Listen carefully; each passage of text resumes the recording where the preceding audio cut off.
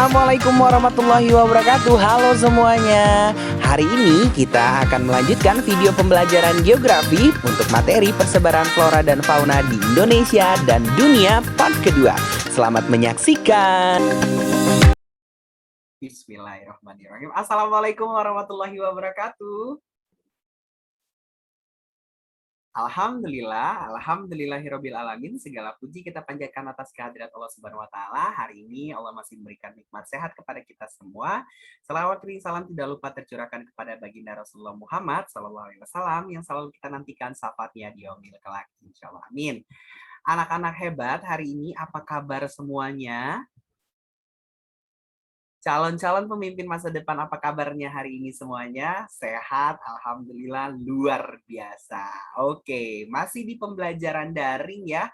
Untuk itu kita tetap semangat, kita harus tetap happy, kita harus tetap berpikir positif ya. Karena apa? Karena hal itulah yang akan membuat kita lebih bersemangat dalam mengikuti kegiatan pembelajaran. Terutama pada saat pembelajaran geografi. Di hari ini kita akan masuk pembelajaran biosfer untuk bagian kedua, yaitu flora dan fauna di Indonesia dan juga di dunia. Materinya masih sama untuk siswa kelas 11 semester 1, langsung disampaikan oleh saya sendiri, Mr. Rion Priyanda SPD. Oke, kita lanjut ya. Nah, untuk kompetensi dasar dan indikator pencapaian kompetensi masih sama dengan pekan lalu ya, yaitu menganalisis sebaran flora dan fauna di Indonesia dan dunia berdasarkan karakteristik ekosistem. Di pertemuan sebelumnya kita sudah membahas terkait dengan pengertian biosfer, kita juga sudah membahas tentang flora dan fauna di Indonesia, faktor-faktor yang mempengaruhi persebaran flora dan fauna di dunia, ya seperti itu, dan juga melihat beberapa kondisi bioma dan yang lainnya. Untuk hari ini kita akan fokus pada sebaran flora dan fauna di dunia dan juga bagaimana menganalisis cara konservasi, pelestarian, dan pemanfaatan flora dan fauna bagi Indonesia. Oke, lanjut. Untuk tujuan pembelajaran masih dengan menggunakan pembelajaran di mana hari ini kita akan problem based learning. Kalian nanti akan diminta untuk berpikir lebih dalam lagi masalah-masalah yang timbul dalam flora dan fauna di dunia, lalu kalian memberikan pandangan serta memberikan jawaban juga pada saat pengerjaan soal dan yang lainnya ya. Tetap dengan pendekatan saintifik menuntun agar kalian mampu mengamati, membaca permasalahan di sekitar ya, menuliskan penyelesaian ya. Kalian muncul rasa ingin tahu, meneliti ya. Kemudian kalian mampu bertanggung jawab, jujur, bisa menyampaikan pendapat, menjawab pertanyaan, serta memberikan saran kritik dalam menganalisis sebaran flora dan fauna di Indonesia dan di dunia dengan baik dan benar. Oke. Sebelum kita memulai pembelajaran, sudah ada pertanyaan, apa yang kalian pikirkan? Dari mana yang kalian pikirkan? Dari video. Yuk kita putar.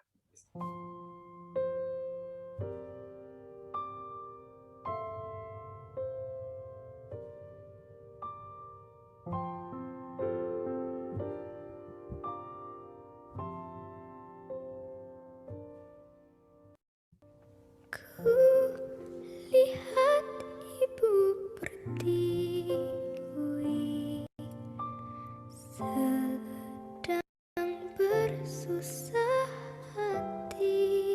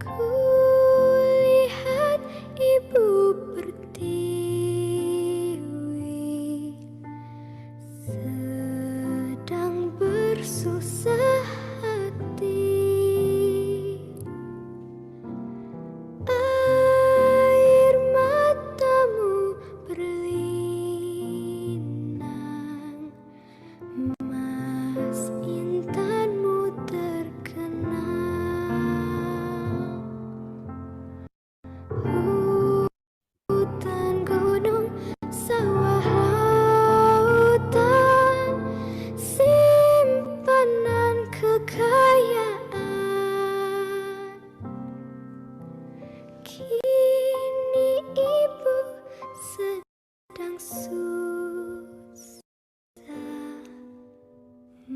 merintih dan berdoa. Oke, video dengan lagu yang penuh dengan makna dan juga cuplikan-cuplikan gambaran biosfer yang mengalami kerusakan, terus kemudian pengelolaan, ya. Tapi apakah sudah tepat? Apakah sudah benar? Nah, kita akan bahas ya. Oke, ya. Jadi apa yang kalian pikirkan? Ingat, ya. Kalian pahami dengan materinya. Oke, lanjut. Nah, ini adalah persebaran flora dan fauna di dunia. Ini kalian bisa lihat sendiri, ini adalah pola persebaran flora di dunia dapat dipahami melalui bioma. Bioma itu biasanya diklasifikasikan berdasarkan vegetasi yang dominan dalam suatu wilayah regional yang luas. Ya, itu sudah disampaikan di pertemuan sebelumnya ya, di part 1. Kalau ada yang lupa, boleh lagi lihat lagi di part 1-nya ya. Di sana dijelaskan ada wilayah seperti taiga, ya, terus kemudian ada wilayah stepa, ada yang di wilayah hutan hujan tropis, ya, ada savana, ada sabana, ya, dan masih banyak daerah lainnya. Ini kalau kita lihat yang hijau banget ini daerah hutan hujan tropis ya di Indonesia, terus kemudian ada Afrika Tengah dan juga Amerika Selatan ya, itu juga daerah-daerah dengan hutan yang sangat luas, hutan hujan tropis yang sangat luas. Oke, next. Kita lanjut ke sebaran flora dan fauna di dunia. Minggu lalu, di pekan sebelumnya, di materi pembelajaran sebelumnya, kita sudah membahas terkait dengan hutan hujan tropis. Nah, hari ini kita akan bahas, kita sudah membahas tentang persebaran flora dan fauna di Indonesia. Hari ini kita akan bahas tentang persebaran flora dan fauna di dunia. Fokus kita lihat pertama adalah tentang floranya. Nah, adapun floranya sendiri, ya, itu ada hutan hujan tropis, di mana ciri-cirinya curah hujannya tinggi, ketinggian pohon mencapai 40 sampai dengan 60 meter. Wow, pohon yang sangat tinggi, besar ya, rimbun ya, berdaun hijau dan itu pastinya menyebabkan daerah tersebut sangat lembab ya seperti itu. Karena sinar matahari yang sepanjang tahun ada di daerah hutan hujan tropis juga tetap tidak bisa mampu menembus sampai dengan ke tanah ya. Kenapa? Karena sangat rimbun ya. Berdaun lebat, ya, daunnya lebat tadi ya, sehingga menghalangi sinar matahari. Terdapat berbagai macam tumbuhan dan juga hewan. Ya. Kalau kita kenal misalnya di Indonesia itu ada hutan hujan tropis yang terluas di Indonesia itu ada di Kalimantan dan ada salah satu hewan yang sangat khas di sana yang kita kenal juga dengan bekantan ya, yaitu monyet yang memiliki hidung yang cukup besar ya. Kalau kita kenal seperti ikonnya Dufan seperti itu. Oke, next, lanjut. Kemudian flora dunia itu ada yang namanya hutan gugur atau bioma gugur. Dengan ciri-ciri curah hujan berkisar 75 sampai dengan 1000 mm per tahun, terdapat 4 musim. Ini adalah negara-negara iklim sedang kebanyakan ya. Berdaun lebat dan hijau pada musim hujan, tapi menggugurkan daun pada saat musim panas ya. Kita kenal juga musim gugur. Ini kalau kita lihat seperti gambar-gambar yang seperti ini itu ada banyak di daerah seperti Korea, Jepang, terus kemudian Eropa ya, dan juga wilayah Kanada ya. Ketika musim gugur mereka menggugurkan daunnya dan sangat cantik ya wilayahnya terlihatnya. Kemudian jumlah tumbuhan dan hewan juga sedikit ya, karena spesies ataupun jenisnya cenderung sama. Berbeda dengan hutan hujan tropis sangat beragam, sangat heterogen. Tapi kalau hutan gugur itu cenderung homogen ya, sejenis untuk tumbuhan ataupun hewannya sangat terbatas. Kemudian ada wilayah gurun. Nah, untuk bioma gurun ini sendiri ciri-cirinya curah hujan berkisar 25 mm per tahun. Evaporasinya sangat tinggi ya, sangat besar penguapannya ya. Terus kemudian kelembapan tanahnya juga sangat rendah ya karena kering ya, karena kering. Kemudian tanahnya juga sangat kering sekali ya. Terus kemudian perbedaan suhu dan siang itu ekstrim. Malam itu justru bisa dingin sekali ya. Ketika siang tuh sangat panas sekali, sangat terik ya seperti itu. Itu untuk wilayah gurun. Ya. Untuk tumbuhan hanya beberapa jenis ya tumbuhan ataupun hewan yang hidup ya di daerah gurun. Kalau kita tahu misalnya kayak kurma, terus kemudian kaktus ya, terus kemudian beberapa jenis tumbuhan lainnya yang bisa hidup di tengah-tengah gurun. Untuk hewannya sendiri ada kalajengking, ular derik dan lain-lain ya seperti itu. Sedangkan keragaman masih heterogen di hutan hujan tropis ya. Kalau untuk wilayah gurun itu hanya beberapa spesies yang terdapat di daerah. Next, kemudian ada flora ataupun bioma taiga dengan ciri-ciri didominasi tumbuhan spesifik seperti pinus, ya, spesifik ya. Pinus mayoritas ada di wilayah taiga, didiami fauna berdarah dingin, ya, karena memang dia harus bertahan ya dengan situasi ketika musim dingin, ya, salju, membeku dan lain-lain. Kelembapan tanah sangat rendah, ya, tanah sangat kering, ya, perbedaan suhu siang dan malam juga cukup ekstrim ya untuk wilayah taiga. Hampir sama dengan wilayah gurun tadi ya. Kemudian ada flora dan fauna di wilayah sabana ataupun di wilayah kita kenal dengan bioma sabana. Ciri-cirinya terdapat di daerah khatulistiwa ya. Curah hujan antara 100 sampai dengan 150 mm per tahun, vegetasi berupa padang rumput dan pohon yang kecil, tumbuhan perdu ya biasanya. Terus kemudian drainasenya cukup baik, suhu udara tidak terlalu ekstrim, kelembapan udara itu agak kering ya. Karena memang dia mendapatkan curah hujan yang bisa dikatakan tidak terlalu banyak ya, tapi juga tidak dikit-dikit. Jadi makanya masih ada tumbuhan-tumbuhan ataupun padang rumput dengan pohon-pohon kecil atau yang terlalu dengan tumbuhan perdu. Next, lanjut. Kemudian ada wilayah tundra. Nah, tundra ini ciri-cirinya terdapat di daerah perbatasan dengan kutub. Hampir semua wilayahnya ditutupi oleh es atau salju. Vegetasi berupa lumut, didiami fauna kutub seperti beruang kutub, penguin, dan lain-lain, serta musim panas dan dingin yang sangat panjang. Ini wilayah tundra, ya. Cenderung adalah wilayah-wilayah yang berbatasan langsung dengan kutub dan es, ya. Kemudian juga ada sebaran flora fauna di bioma stepa dengan ciri-ciri curah hujannya 25 mm per tahun, kelembapan udara rendah, vegetasi berupa padang rumput, penguapan tumbuhan sangat cepat, fauna berupa bison, zebra, dan lain-lain. Oke, next kita akan lanjutkan. Ini adalah zonasi wilayah neartik ya untuk fauna dunia. Itu ada beberapa zona ya, ada zona neartik, neotropik dan sebagainya. Nanti kita bahas satu-satu. Yang pertama kita akan lihat adalah zona neartik. Apa itu zona neartik? Zona neartik itu adalah zona yang menempati wilayah membentang dari Arktik di utara Kanada ke daratan tinggi Meksiko Tengah termasuk Greenland. Di zona ini terdapat relatif sedikit keluarga mamalia. Jadi kalau kita lihat di sini zona neartik dari wilayah Arktik itu sendiri ya, terus kemudian di utara Kanada di sini, terus kemudian sampai ya Amerika Serikat USA sampai ke daerah dataran tinggi Meksiko Tengah ya, termasuk Greenland di sebelah sini ya, seperti itu. Itu untuk wilayah neartik. Dan terdapat sedikit sekali keluarga mamalia ya, mamalia yang ada di wilayah neartik. Oke, itu untuk wilayah neartik. Terus kemudian untuk hewannya sendiri di daerah ini terdapat beberapa jenis hewan yang hampir sama dengan wilayah palearktik seperti kelinci, kelelawar, anjing, ya, terus kemudian tupai, ya, terus kemudian ada ikan-ikan yang sangat terkenal, ya, ikan salmon, ikan forel, ya, itu adalah untuk wilayah neartik. Ya. Oke, next.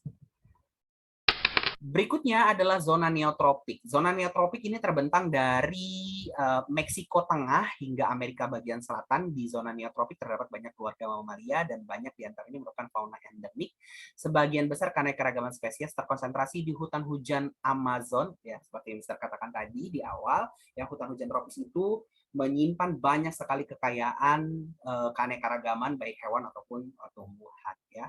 Terus kemudian terkonsentrasi di hutan Amazon, sabana, ataupun hutan semak tropis. Nah, untuk wilayah neotropik sendiri ya, untuk kita ketahui bahwasanya wilayah ini hewan mamalia eksklusif dan jumlah besar seperti hewan berkantung ya, faunanya antara lain seperti kera, burung, armadillo, kukang, beruang, berbintik ya, terus kemudian ada rusa dan juga ada tapir seperti dan di Amazon ya.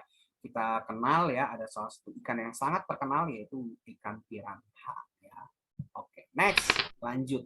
Zona yang berikutnya adalah zona australis ya. Zona australis adalah zona yang meliputi Australia dan Papua Nugini serta beberapa kepulauan Indonesia Timur lainnya seperti Kepulauan Maluku, Lombok, Nusa Tenggara dan beberapa kepulauan di daerah Pasifik.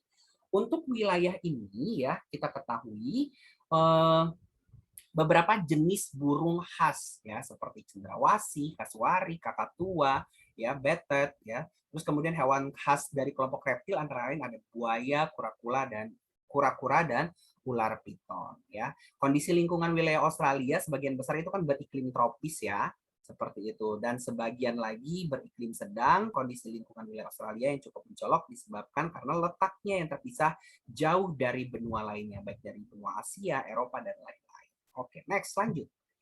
Berikutnya adalah zona oriental. Nah, untuk wilayah zona oriental ini membentang dari Asia Selatan, ya, ini Asia Selatan, India dan lain-lain. Kemudian sampai ke Asia Tenggara, ya, hingga bagian Asia bagian selatan Asia Timur, ya, ini. Terus kemudian zona ini terdiri dari anak benua India, Asia Tenggara, dan bagian dari Kepulauan Nusantara atau Malay, ya, wilayah Malay yang berada di utara bagian barat garis Wales, ya. Bagian barat ini garis Wales di sini, ya, ini garis Wales, ya. Misalkan Indonesia bagian barat dan Indonesia bagian tengah. Nah, untuk hewannya sendiri, untuk fauna zona oriental ini beragam, ya. Ada harimau, orang utan, ya, rusa, terus kemudian banteng, badak bercula satu, gajah, beruang, antilop, dan berbagai jenis reptil dan ikan yang lainnya, ya, seperti itu. Secara umum, jenis hewan hampir sama dengan wilayah Etiopian, menunjukkan bahwa Asia Selatan dan Asia Tenggara pernah menjadi satu daratan dengan Afrika itu sendiri. Oke, next. Lanjut, ada zona paleartik. Apa itu zona paleartik? Zona paleartik adalah merupakan daerah fauna terbesar karena zona ini mencakup wilayah Eropa, Rusia, Asia Tengah, Tiongkok, Utara, hingga Maroko di Afrika. Ada dua keluarga mamalia endemik di zona ini, yaitu tikus mondok buta, ya, dan juga tikus Senevi, ya. Terus kemudian untuk wilayah paleartik ini sendiri perlu kita ketahui bersama teman-teman, anak-anak hebat, bahwasanya zona ini juga dihuni oleh beberapa reptil seperti domba, ya, terus kemudian reptil yang lainnya, kemudian ada kambing, bison, ikan salmon, dan juga ikan oil, seperti itu. Nah, untuk fauna khasnya seperti tikus, ya, tadi sudah dikatakan ada bison, ada landak, ya, ada menjangan kutub. Terus kemudian ada fauna lainnya, ya, seperti unta, rusa kutub, dan beruang kutub. Itu untuk wilayah paleartik karena dekat, ya, dengan wilayah Etiopian atau wilayah Afrika. Nah, ini zona Ethiopia atau Ethiopian mencakup Madagaskar dan sub-Sahara Afrika, di mana Sahara dan Timur Tengah membentuk zona transisi antara daerah Ethiopian dan Paleartik Selatan, di mana zona Ethiopia memiliki variasi vertebrata terbanyak dibandingkan dengan zona lain, ya. Perlu kita ketahui wilayahnya Afrika, ya, Sahara, Madagaskar, Arab Saudi, ya. Untuk beberapa fauna itu memiliki kesamaan dengan wilayah oriental seperti antelop, tapir, badak, kera, burung enggang, kuda nil, burung unta, dan juga pemakan serangga lainnya, ya, seperti itu. Wilayah Afrika itu memiliki 160 vertebrata, ya, darat dan beberapa fauna khas, maka dia dikatakan sebagai vertebrata terbanyak dibandingkan dengan lainnya. Oke, kemudian setelah kita melihat tentang flora dan fauna dunia itu bagaimana tersebarnya, kita melihat juga penyebab kerusakan flora dan fauna di Indonesia. Ya, ada pembakaran hutan, terus kemudian illegal logging, pembakaran hutan, perusakan dasar laut, terumbu karang, penangkapan hewan-hewan endemik, ya. Terus kemudian kerusakan-kerusakan lain, ini adalah penyebab kerusakan flora dan fauna Indonesia. Ulahnya siapa? Ulahnya manusia. Lantas apa yang harus kita lakukan? Ya, apa yang harus kita lakukan? Oke. Kita harus melakukan sebuah konservasi flora dan fauna, baik di dunia maupun di Indonesia. Apa itu konservasi? Konservasi sumber daya alam hayati adalah pengelolaan sumber daya alam hayati yang pemanfaatannya dilakukan secara bijaksana untuk menjamin kesinambungan persediaan dengan tetap memelihara, meningkatkan kualitas keanekaragaman dan nilainya. Sesuai dengan amanat Undang-Undang Nomor 5 Tahun 1990 tentang konservasi sumber daya alam hayati dan ekosistem. Ya. Kelestarian flora dan fauna kerap diganggu oleh berbagai kerusakan. Kerusakan itu antara lain disebabkan oleh faktor-faktor berikut. Ya, pengaruh evolusi itu sendiri dan juga karena manusianya. Ya, karena manusianya seperti halnya penebangan ilegal ataupun illegal logging. Ini sangat disayangkan. Merusak lingkungan, merusak alam. Oke, konservasi flora dan fauna di dunia, ya, banyak hal yang bisa dilakukan dan alhamdulillah, ya, di beberapa negara termasuk di Indonesia Dibentuklah daerah konservasi, daerah yang dilindungi, daerah yang kemudian dibudidayakan, ya, dimanfaatkan sebaik-baiknya, dijaga kelestariannya, keindahannya agar tidak rusak. Seperti daerah konservasi Huanglong di Tiongkok, ya, terus kemudian ada Taman Nasional Yosemite di Amerika Serikat, ya. Terus kemudian konservasi flora dan fauna di Indonesia itu ada Taman Nasional Gunung Lauser, ya, terus ada Kebun Raya Bogor, itu adalah salah satu, dan masih ada banyak lagi, ya, seperti Taman Nasional Bukit Barisan, terus kemudian Taman Nasional Waikambas, ya, terus kemudian ada Bunaken, ya, seperti itu adalah daerah-daerah konservasi flora dan fauna di Indonesia. Oke, pemanfaatan flora dan fauna di Indonesia sebagai sumber daya alam. Ada yang sifatnya adalah untuk menjaga keseimbangan ekologis, menjaga hutan itu adalah menjaga keseimbangan ekologis. Ya, seperti itu. Di sana ada banyak flora dan fauna yang bergantung pada hutan. Jadi ketika hutan dirusak, maka banyak sekali flora dan fauna yang kemudian kehilangan tempat tinggalnya dan pada akhirnya mereka akan punah. Kemudian ada juga sebagai nilai estetika. Boleh lah ya untuk kembang ataupun kemudian tanaman hias itu dibudidayakan, tapi intinya jangan merusak. Ya, mengembangkan nilai ekonomi lokal, ya, rotan itu bisa dimanfaatkan dari hutan, tapi jangan dirusak hutannya, diambil saja rotannya. Ya, diambil saja lalu dibudidayakan, dimanfaatkan untuk pengembangan ekonomi, tapi jangan dirusak. Kalaupun mengambil kayu dari hutan dan yang lainnya, mohon ditanam kembali. Itu adalah bentuk kesadaran kita untuk menjaga menjaga alam, khususnya di Indonesia. Oke, sudah berakhir untuk kegiatan pembelajaran biosfer pertemuan kedua ataupun bagian kedua pada hari ini.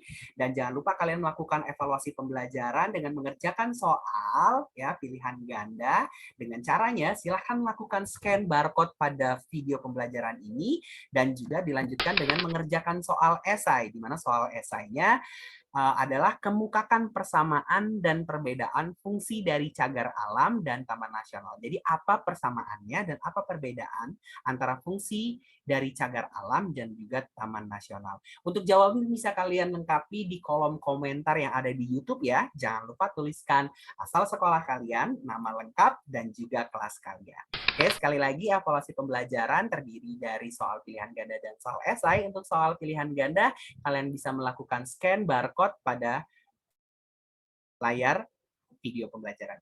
Dan soal esai, kalian lengkapi jawabannya pada kolom komentar yang ada di YouTube. Oke, terima kasih semuanya yang sudah menyaksikan dari awal sampai dengan akhir. Stay happy, stay healthy, guys, semuanya. Assalamualaikum warahmatullahi wabarakatuh. Terima kasih sudah menyaksikan. Sampai berjumpa di video pembelajaran berikutnya. Wassalamualaikum warahmatullahi wabarakatuh.